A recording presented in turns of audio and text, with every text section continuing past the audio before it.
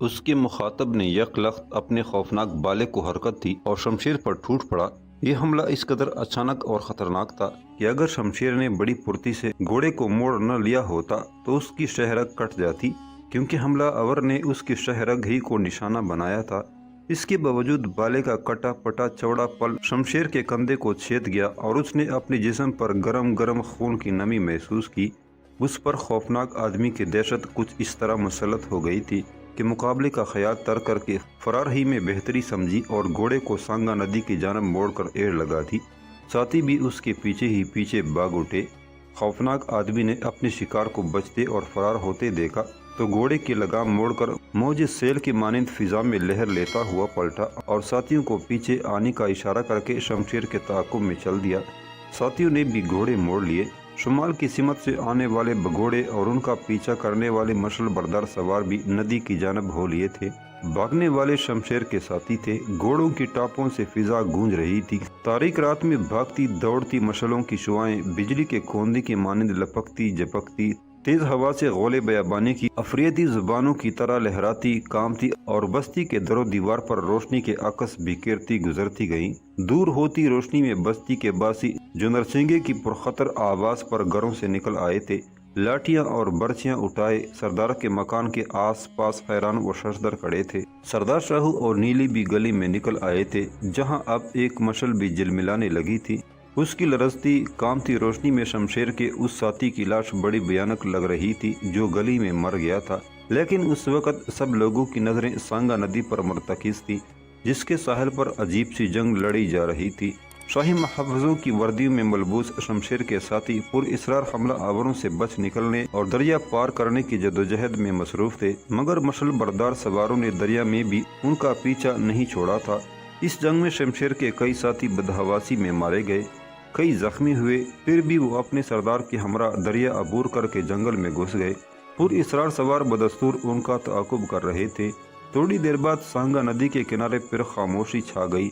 ساحل کی ریت اور مٹی نے کئی آدمیوں کا خون جذب کر لیا۔ تاریک رات کے سیاہ دامن کچھ اور تاریک ہو گئے۔ پر ہول سناٹے میں ہوا سسکیاں بر رہی تھی اور سردار شاہو کے دروازے پر اہل بستی کا ہجوم حیران و ششدر کھڑا تھا۔ لاچی خان کی لاش بھی مکان کے صحن سے گلی میں گھسیٹ لی گئی۔ مشل کی لرزیدہ روشنی میں دونوں لاشیں بڑا بھیانک منظر پیش کر رہی تھی، جن کی ناکوں کے باں سے ٹیڑھے ہو گئے اور کھلی بے نور آنکھوں سے سفید سفید پتلیاں باہر جھانک رہی تھی۔ اہل بستی سردار شاہو اور نیلی کے ارد گرد کھڑے اس عجیب و غریب واقعے کی روداد سن رہے تھے۔ سب سے حیرت انگیز امر یہ تھا کہ پر اسرار سواروں کے سردار نے خود کو شمشیر ڈاکو ظاہر کیا اور صفدر نگر کے ولی عہد شہزادہ خرم کو انتباہ کیا تھا۔ گونا بستی کے باسی اس کی حفاظت و پناہ میں ہیں، اور اگر اس نے آئندہ اس بستی کا رخ کیا تو اس کے حق میں اچھا نہ ہوگا۔ گویا شمشیر ڈاکو ایک ولی عہد سلطنت کو للکارے اور بستی سے مار بگانے کی طاقت رکھتا ہے۔ بستی کے بہترے لوگوں نے شمشیر ڈاکو کی آواز سنی تھی اور سبھی اس بات پر حیران و ششدر رہ گئے تھے، کیونکہ انہوں نے آج تک ڈاکو سے کسی قسم کا واسطہ نہیں رکھا تھا۔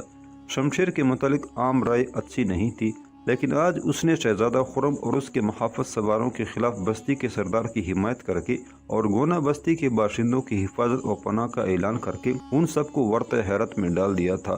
ابھی وہ انہی باتوں پر حیران ہو رہے تھے کہ اچانک گلی میں شور بلند ہوا اور کسی نے شیخ کے آنے کی اطلاع دی۔ اسی لمحے گلی کے اندھیرے میں ایک مشل کی کپکپاتی روشنی کا حالہ نمودار ہوا جو بتدریج ان کی طرف بڑھ رہا تھا۔ شیخ کو دیکھتے ہی لوگ راستے سے ہٹنے لگے۔ اس کے پیچھے پیچھے دو نیزہ بردار بھی تھے۔ وہ بڑے وقار سے چلا آ رہا تھا۔ لوگوں نے مرشد روحانی کو گزرنے کا راستہ دے دیا اور نیلی نے آگے بڑھ کر جلدی سے اس کے گھٹنے چھو لیے۔ اس کی پلکوں پر آنسو لرز رہے تھے اور ہونٹوں پر غم محبت کی سسکیاں تڑپ رہی تھی۔ واقعہ ہی ایسا پیش آیا تھا کہ اب اس کا محبت و خلوص سے اعتماد اٹھ گیا اور وہ شہزادہ خرم کی بے وفائی پر ماہی بھی آپ کی طرح تڑپنے لگی تھی۔ آج اس کے پیار کا عرش زمین پر گر کر چکنا چور ہو گیا تھا اور اس کا محبوب شہزادہ ہی اس کی عزت اور جان کا دشمن بن گیا تھا، جس کا اس نے کبھی تصور بھی نہ کیا تھا۔ یہی صدمہ، یہی دکھ، یہی غم آنکھوں سے آنسو بن کر بہہ نکلا۔ شیخ نے اس کے سر پر دست شفقت رکھا، تسلی دی اور سردار شاہو سے شہزادہ خرم کی بدسلوکی اور شمشیر ڈاکو کی اچانک آمد و حمایت کی حیرت انگیز کہانی سننے لگا۔ رات کے پرہول سناٹے میں شمالی ہوا کی سسکیاں تیز ہو گئی تھی और पहाड़ों की तरफ बादल के हाशिए पर कभी कभी बिजली चमक जाती थी। ये ऐलान था इस अमर का कि बादो बारां का तूफान गोना बस्ती की तरफ बढ़ा आ रहा है। अपने पुरइसरार दुश्मन के खौफ से शमशेर को उसी तरह भागना पड़ा जिस तरह शेर शाह सूरी के मुकाबले में हुमायूं भाग निकला था। फर्क ये था, हुमायूं ने दरिया में छलांग लगा दी और निजाम सक्का की मदद से दरिया तैर कर अबूर किया, लेकिन शमशेर ने घोड़े की पीठ पर संगा नदी पार की और जंगल की तरफ भागा। उसकी वहशियाना जिंदगी में ये पहला फरार था। हुकूमत व सल्तनत की हवस और तख्त व ताज की कशिश ने उसकी बहादुरी को बुज़दिली और वहशत को मसलहत में तब्दील कर दिया था। वो शमशेर डाकू जो बलाए आसमानी समझा जाता था, जिसकी हैबत व दहशत से लोग कांप उठते थे, रमूज़ ममलकत की जद में आकर और शहजादी गुलबानों की मोहब्बत में असीर होकर न सिर्फ वहशत व बर्बरियत खो बैठा था, बल्कि अपने ही नाम की हैबत से बदहवास होकर मुतादद साथियों से भी हाथ धो बैठा था, जिनकी बहादुरी पर खुद उसे नाज था। अब उसके रकाब में सिर्फ 24 सवार थे, जिनमें अक्सर खौफजदा थे। शिकस्त फरार का सबसे बड़ा अलमिया ये था, लाची खान जो शमशेर का दिमाग कहलाता था और उसकी हुकूमत और फरमान रवाई के नक्शे तैयार कर रहा था, सरदार शाहू के हाथों कुत्ते की मौत मारा जा चुका था। अगर शमशेर शाही अंगूठी का राज जानने की कोशिश में नीली की तजलील और गिरफ्तारी पर इसरार न करता तो लाची खान सरदार के बाले का शिकार न होता। तन्हा लाची खान शमशेर के तमाम आदमियों पर भारी था और उसे खो देने के बाद वो अपने आप को बेयार और मददगार महसूस करने लगा था। नदी अबूर करने के बाद शमशेर ने अपने पड़ाव का रुख किया। उसका ये ख्याल गलत साबित हुआ कि दुश्मन सांगा नदी के मगरबी घाट से लौट जाएगा और दरिया अबूर करके जंगल में दाखिल होने की गलती नहीं करेगा। डाकू अपने अकब में इस खतरे की दमक बदस्तूर सुन रहे थे जो जंगल में भी उनका तआकुब कर रहा था। अगरचे अकब में अब किसी मशल का शोला तक दिखाई न देता था और टापों की आवाज़ भी बहुत मध्यम थी, बहुत दूर सुनाई दे रही थी, लेकिन पुरइसरार दुश्मन उसके पीछे पीछे जंगल में दाखिल हो चुका था। शमशेर और उसके नायब तैमूर ने जो जिंदगी में पहली बार फरार की जिलत से दो चार हुए थे, बैक वक्त गर्दनें मोड़कर अपने अकब का जायजा लिया, जंगल के सांस लेते अंधेरे को देखा और अपने साथियों को पड़ाव उठाकर सफ्तरनगर पहुंचने की हिदायत देकर उनसे कट गए। उन्होंने अपने भागते घोड़ों की बागें घने दरख्तों की उस पट्टी की तरफ मोड़ ली जो सांगा नदी के साथ साथ एक हाशिया बनाती घने जंगल से जा मिलती थी। तैमूर ने अपने सरदार को यही मशवरा दिया था, उन्हें अपने साथियों से अलहदा होकर जंगल के देखे बाले रास्ते से सफ्तरनगर का रुख करना चाहिए। पुरइसरार दुश्मन यकीनन उनके साथियों का पीछा करेगा और वो दोनों उनके हमला और मुहासरा से बचकर निकल जाएंगे। साथी जो जंगल के कीड़े थे अच्छी तरह जानते थे खौफनाक अंधेरे में दुश्मन को कैसे नीचा दिखाया जा सकता है। इंतहाई खतरा की सूरत में वो जंगल की हवेली में भी पनाह ले सकते थे जहां उनके कुछ साथी सुल्ताना की कमान में मौजूद थे। तैमूर के नज़दीक वो अपनी बाजी मुकम्मल तौर पर हार बैठे थे। अब मसलहत का तकाजा यही था, दुश्मन से मुकाबले का ख्याल छोड़कर सफ्दरनगर की तरफ पसपा हो जाएं। जहां तक गोना बस्ती के सरदार और उसकी अफरीदा जमाल लड़की से निमटने और वली अहद की अंगूठी हासिल करने का ताल्लुक था, तैमूर के नज़दीक ये काम किसी दूसरे जरिए से भी सर अंजाम दिया जा सकता था। असल मसला अंगूठी का था। न जाने वो नीली के हाथ कैसी लगी और उसके साथ कौन सा वाकया, कौन सा अफसाना, कौन सा राज वाबस्ता था। लेकिन कुछ भी सही, अगर शमशेर शहजादा खुर्रम ज़ीशान की हैसियत में ये मौक़िफ़ अख्तियार करे कि पहाड़ी किले से वापसी के सफ़र में उसकी मोहर ख़ास गिर गई या चुरा ली गई और वो शाही कानून के मुताबिक मुलजिमों की हिरासत में लेकर इस वाक़े की तहकीक करना चाहे तो कोई भी उसकी राह में हायल नहीं होगा और वो सरकारी तौर पर सरदार शाहू और उसकी बेटी को अपने हजूर तलब करके हकीकत हाल मालूम कर सकता है। ज़्यादा से ज़्यादा ख़तरा ये था, सरदार शाहू और नीली ने शहजादा खुर्रम की लाश देख ली होगी और मलका जहां तक ये राज पहुंचाना चाहते होंगे जिसके बारे में नीली ने इशारा भी किया था।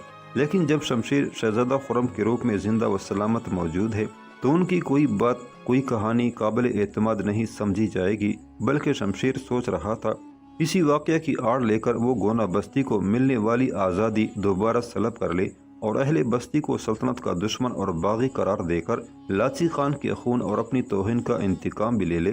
जंगल की घनी पट्टी के करीब उन्होंने इज़्तिरारी तौर पर अपने घोड़े रोक लिए और टिटक से गए। तारीख सन्नाटा शुमाली हवा के शोर से सनसना रहा था।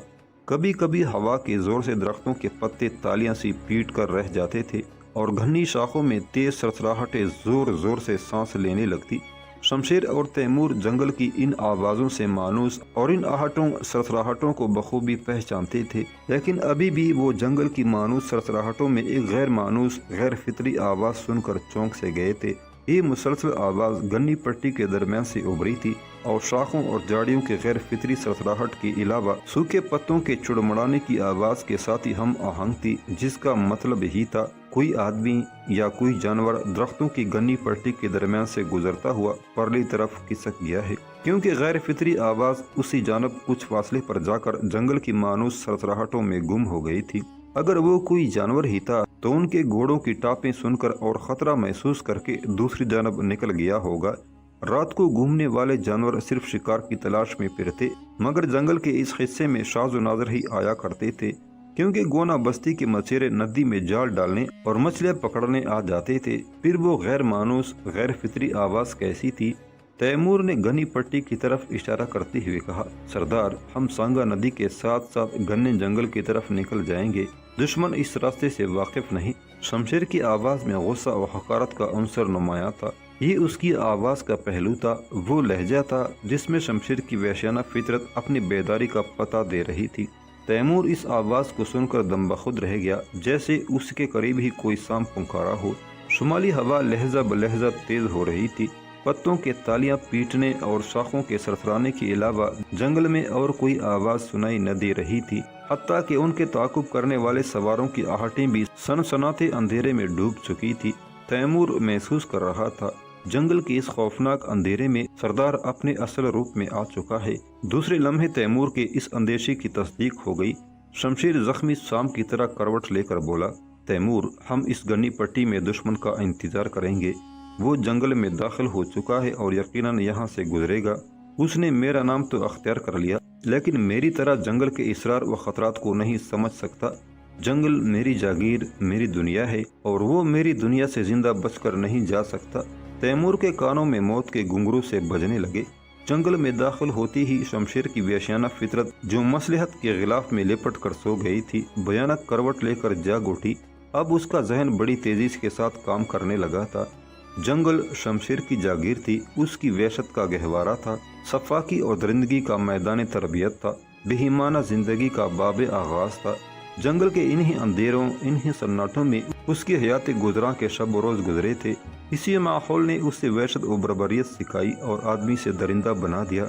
जंगल जो उसका साथी, मुहाफ़िज़, रफ़ीक व हमराज था, उसको धोखा नहीं दे सकता था। शमशेर ने फैसला किया, वो जंगल ही में दुश्मन से दो दो हाथ करेगा, क्योंकि जानता था दुश्मन का यहाँ से बचकर निकलना महज खूबी तकदीर पर मुनहसर है। और शमशेर का ख्याल था वो जंगल में तकदीर को भी शिकार कर सकता, नीचा दिखा सकता है। फिर दुश्मन की तो क्या हस्ती है जो उसी का नाम लेकर उससे डरा रहा है। ये महज तख्त व ताज की कशिश थी, हुकूमत व सल्तनत की हवस थी, शहजादी गुलबानों की मोहब्बत थी जिसने उसे मसलहत पर आमादा किया, जहनी कचूके दिए और वो दुश्मन से दामन बचा कर निकल आया। वरना शमशेर की लुगत में बुज़दिली का लफ्ज़ ही मौजूद न था। वो तो जंगल का खून पीने वाला दरिंदा था। सांगा नदी को बागम बाग अबूर करने के बाद जब जंगल की मानूस फिजा में दाखिल हुआ, उसके दिल में सोए हुए जज्बे सफाकी ने करवट ली और वो मसलहत के खिलाफ उतार कर फिर वही दरिंदा, वही शमशीर बरहना बन गया जिसकी धार पर मौत ने रक्स किए थे। घने दरख्तों में पहुंचकर शमशेर ने घोड़े की बाग खींच ली और तैमूर डरते डरते बोला, सरदार, जंगल वाकई हमें धोखा नहीं दे सकता, लेकिन ये न भूलिए आप इस वक्त शहजादा खुर्रम ज़ीशान के रूप में हैं और सफदर नगर के होने वाले बादशाह। तुम्हारा ख्याल है मैं इस बात को नहीं समझता। मेरा मतलब है ताजपोशी से पहले आपका तसादम से बचना और जंगो जदल से दूर रहना ही मुनासिब है। तैमूर ने अपनी दलील को तख्त ताज से आरास्ता करते हुए कहा, इस नेक साथ के आने तक जब आपके सर पर ताज शाही रखा जाएगा और शहजादी गुलबानों को दुल्हन बनाकर आपके साथ तख्त पर बिठा दिया जाएगा, आपको कोई खतरा मोल नहीं लेना चाहिए। इस वक्त दुश्मन की तादाद भी हमसे दुगनी है। क्या लाची खान की मौत ने तुम्हें भी बुज़दिल बना दिया है? शमशेर के लहजे में कोंदे की सी लपक थी। सरदार, तैमूर ने एहतजाज करते हुए कहा, आप जानते हैं मैं बुज़दिलों से नफरत करता हूँ। वो मौत जो नेज़ी की अन्नी और तलवार की धार में छुप कर बैठी रहती है, आदमी को किसी वक्त भी गले लगा सकती है। मैंने वापसी का मशवरा सिर्फ इसलिए दिया है کہ اگر ملکہ جہاں نے آپ کی زخمی ہونے کا سبب پوچھ لیا تو کیا جواب دیں گے آپ؟ ایک لمحہ کے لیے شمشیر کی نگاہوں میں ملکہ جہاں کا چہرہ ابھرا اور اسے بے چین کرتا ہوا گزر گیا۔ اسی ساعت میں تیز ہوا کے جھونکے سے اس کی شاہی قبا کے دامن نے فراٹا بھرا اور ساتھ ہی شمشیر نے اپنی زخمی شانے میں درد کی ٹیسیں محسوس کی جس سے ابھی تک خون رس رہا تھا۔ خون آلود لباس اس کے زخم سے چپک رہا تھا، اسی لہو نے اس کی درندگی کو جھنجھوڑ کر جگا دیا تھا۔ زخمی سام کی مانند سسکاری لے کر بولا، میرا دشمن میرے تعاقب میں ہے اور میں اس کا حساب چکانے بغیر نہیں جا سکتا۔ ہم دونوں میں سے صرف ایک کو زندہ رہنا ہے، مجھے یا اسے۔ تیمور کسی خیال میں کھو گیا تھا۔ اچانک اس نے ایک نئے خطرے کا اظہار کر دیا، سردار کہیں وہ شہزادہ خرم ہی نہ ہو؟ نہیں، شمشیر نے پروسوک لہجے میں جواب دیا، خرم مر چکا، اگر زندہ ہوتا تو اسے یہ آنکھ مچولی کھیلنے کی کیا ضرورت تھی؟ سیدھا ملکہ جہاں کے پاس جا کر میرا راز فاش کر دیتا اور شہزادی گلبانوں کے بجائے تخت و تاج کی فکر کرتا۔ پھر یہ دشمن کون ہو سکتا ہے؟ ابھی تیمور نے فکرہ بھی پورا نہ کیا تھا کہ ان کے عقب میں کچھ دور جہاں درختوں کی شاخیں باہوں میں باہیں ڈالے جھول رہی تھی، ایک کرخت اور کردرے کہہ کے گھنگرو سے بج اٹھے۔ دونوں گھوڑوں کی پشت پر اس طرح اچھل گئے جیسے انہیں بیک وقت کسی بیچو نے ڈس لیا ہو۔ جنگل کے اندھیرے میں ابھرنے والے غیر متوقع کہکہے میں سینکڑوں سانپوں اور ہزاروں بیچوں کا زہر سرسرا رہا تھا۔ انہوں نے اپنے نیزے تھام لیے، اندھیرے میں کچھ بھی نظر نہ آتا تھا۔ اچانک خوفناک کہکہا آپ سے آپ تھم گیا اور فضا میں دوبارہ ایک پرخطر پر اسرار بوجھل سا سناٹا چھا گیا۔ بدحواس شمشیر نے خود کو سنبھالا اور جرأت کر کے بولا، کون ہو تم؟ جواب میں کوئی آواز نہ ابھری۔ شمشیر پھر چلایا، بولتے کیوں نہیں؟ کون ہو تم؟ مجھے نہیں پہچانتے دوست؟ کچھ فاصلے پر وہی کردری آواز ابھری، جیسے کسی پٹے ہوئے ڈول کو زبان مل گئی ہو۔ میں شہزادہ خرم کی روح ہوں جس کا بیس تم نے بدل لیا ہے۔ خرم کا نام سنتے ہی شمشیر کے بدن پر ایک عجیب سا لرزہ طاری ہو گیا، لیکن فوراً ہی سنبھلا اور بڑی جرأت کے ساتھ بولا، زندہ انسانوں کی روحیں جنگلوں میں نہیں بھٹکتی، میں شہزادہ خرم تمہارے سامنے کھڑا ہوں۔ اس کے جواب میں پھر اسی غیر عرضی سی آواز میں ایک کھردرا کہکہا بلند ہوا، لیکن اس بار اس میں طنز کی بیسیوں نشتر اور خندے استہزاء کے سینکڑوں کوندے لپک رہے تھے۔ وہ بھیانک آواز جو شمشیر کا مضحکہ اڑا رہی تھی، موت کی خنک لہر بن کر اس کی ہڈیوں میں اترتی جا رہی تھی۔ دشمن نے اسے شہزادہ خرم ذیشان تسلیم کرنے سے انکار کر دیا۔ ابھی سوچ ہی رہا تھا اسے کیا جواب دے کہ اچانک استہزائیہ کہکہا الفاظ کا جامہ پہننے لگا اور آواز آئی، میرے دوست تم ملکہ جہاں کے بڑھاپے اور شہزادی گلبانوں کی جوانی کو فریب دے سکتے ہو، وزیر سلطنت شبانی خان کی دانائی اور سپہ سالار رستم خان کی قوت اور سپاہ کو دھوکہ دے سکتے ہو، امراء ریاست اور ایان سلطنت کی آنکھوں میں دھول جھونک سکتے ہو، لیکن روح کو فریب نہیں دے سکتے جو تمہارے ماضی اور حال کو تم سے بھی زیادہ جانتی ہے۔ تم شہزادہ خرم نہیں، شمشیر ڈاکو ہو، سانگا جنگل کے درندے جس نے لاچی خان کے ذریعے ولی عہد اور اس کے محافظ سواروں کو چاند کی 14ویں رات اسی جنگل میں گھیر کر ہلاک کر دیا اور دوسرے روز خود شہزادہ خرم بن کر صفدر نگر پہنچ گئے۔ اہل شہر اس لیے دھوکہ کھا گئے کہ تمہاری شکل و صورت ہو بہو بدنصیب خرم سے ملتی ہے جو تمہارے ظلم کا شکار ہوا، لیکن تم سے شہزادہ خرم کے ہر قطرے کا حساب لیا جائے گا۔ اس کی لہو کا ہر چینٹا جس سے اس کے قبا رنگین ہوئی تم سے انتقام کا طلبگار ہے، اور میں جو شہزادہ خرم ذیشان کی روح اور اس کے انتقام کا نشان ہوں تجھے آگاہ کیے دیتا ہوں کہ تمہارے ارد گرد اس وقت تک رقص اجل ہوتا رہے گا جب تک میرا جذبہ انتقام مطمئن نہیں ہو جاتا۔ میرے چھوڑے ہوئے خنجر اس وقت تک تمہاری شہرہ کے آس پاس تڑپتے مچلتے رہیں گے جب تک موت کی دہشت سے خون تمہاری نبضوں میں منجمد نہیں ہو جاتا۔ یاد رکھو شہزادے گلبانو میری منگیتر اور نوروز خاندان کی عزت ہے، تم جیسے لٹیرے اور ننگی انسانیت کو شاہی خاندان کی عزت لوٹنے کی اجازت نہیں دی جا سکتی۔ مت بھولو تمہارے اور شہزادی کے درمیان موت کے خنجر حائل ہو چکے ہیں، اگر تم نے اس کی طرف ہاتھ بڑھایا تو اندھیرے کا خنجر تمہارے سینے میں پیوست ہو جائے گا، اس لیے شہزادی سے دور رہو اور اپنی موت کو قبل از وقت آواز نہ دو۔ لوہے تقدیر پر تمہاری موت کا دن ضبط تحریر میں آ چکا اور وقت اجل متعین ہو چکا ہے، دنیا کی کوئی طاقت تمہیں اس موت سے نہیں بچا سکتی۔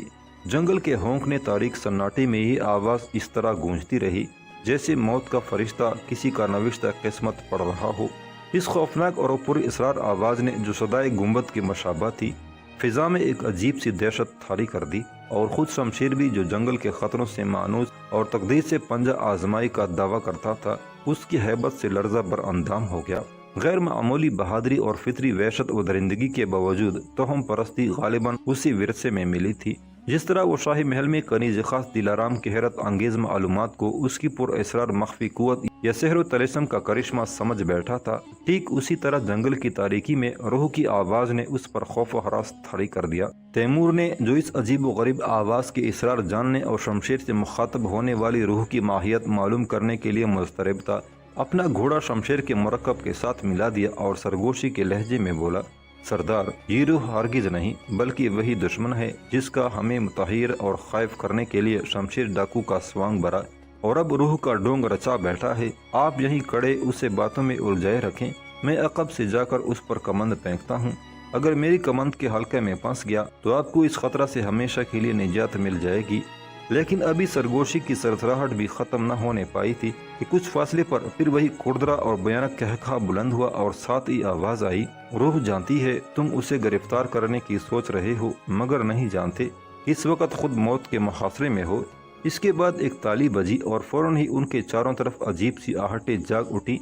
फिर हल्के से शोर के दरमियान दर्जनों नेज़े और बरहना शमशीरें बुलंद हुई और जंगल के अंधेरे में जैसे बिजलियां सी खोंद गई।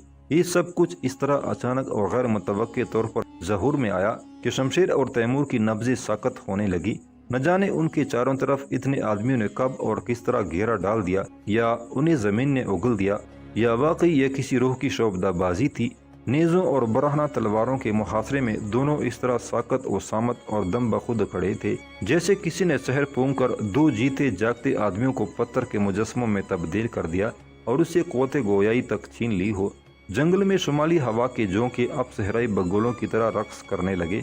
दरख्तों के पत्ते तालियां बजा रहे थे और शाखों की तेज सतराहटों पर जंगल के सांस लेने का गुमान हो रहा था, या फिर अरवाही खबीसा बयाबानों और वीरानों से निकलकर सांगा जंगल में जमा हो रही थी कि शमशेर डाकू की बेचारगी का नजारा कर सकें, जिसने शहजादा खुर्रम का रूप धार कर खुद अपने आप को मुब्तला फरेब कर लिया था। हवा के शोर में एक बार फिर रूह की आवाज बुलंद हुई, शमशेर, ये रूह का एक अदना करिश्मा है जो तुम देख रहे हो।